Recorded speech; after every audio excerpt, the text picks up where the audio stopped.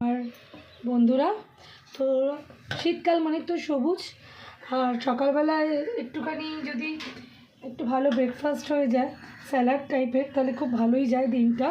আর যেহেতু আমাদের বয়স হচ্ছে, রোগ ভোগ লেগেই রয়েছে। আমি দেখো এখানে গাজর, টমেটোটা একটু বড় বড় দিয়েছি, কারণ হচ্ছে আমার ব্রুকলিগুলো দেখো এই সাইজের কেটেছি। তো এই সাইজে যখন আমি কেটেছি এর সাথে ম্যাচ করে আমি দিয়েছি এটা। আর গাজরটা যদি আমি এরকম কাটি ভালো লাগবে না। পেঁয়াজ কেটেছি, এখানে আমার কল করা ছোলা মটর আছে, কিন্তু এটা দেবো না। আমি কালকে ছোলা মটর আর আমার তরকা ডালটা শেষ হয়ে গেছিলো, যার জন্য আমি কালকে আবার আলাদা করে এটা বসিয়ে নিয়েছি। এটা দেবো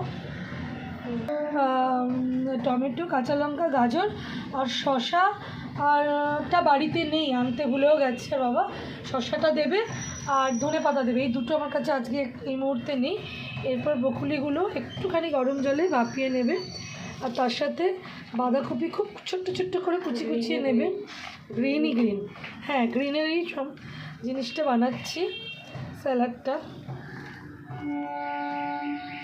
আমি দেখিয়ে দিচ্ছি কীভাবে দেবে। এরপর এর ওপর আমি দই দেব।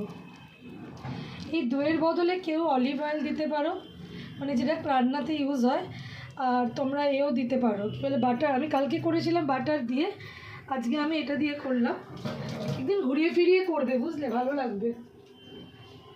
ওর দিয়ে চিলি ফ্লেক্স দিয়ে দেবো একটু টেস্ট হওয়ার জন্য, মিষ্টির জন্য আমি একটু হানি দিয়ে দেবো।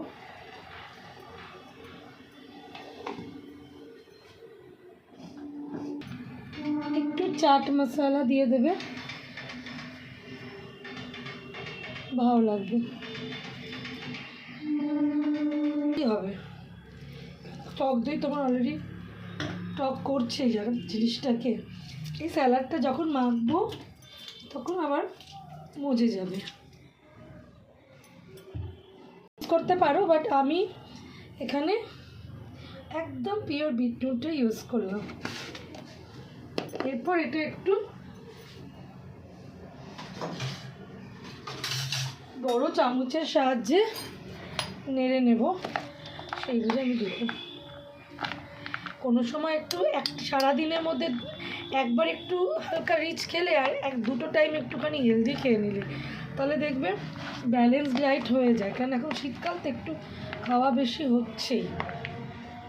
তো রেডি আমার গ্রিন স্যালাড, পুষ্টিকর, স্বাস্থ্যকর, সব রোগের জন্য উপকারী, আর প্রচুর ভিটামিনে ভর্তি। তো আমি এটা দিয়ে দিচ্ছি। এর পরের দিন আমি বাটার দিয়ে করে তোমাদের দেখাবো। কালকেও এই জিনিসই খেয়েছি।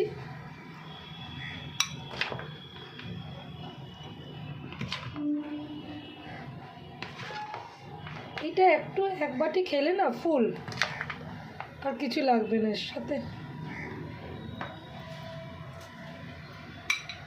তো হয়ে গেল আমাদের স্যালাড। এইভাবে প্রত্যেক দিন করে খাবে তোমরা, ঠিক আছে? চলো বাই।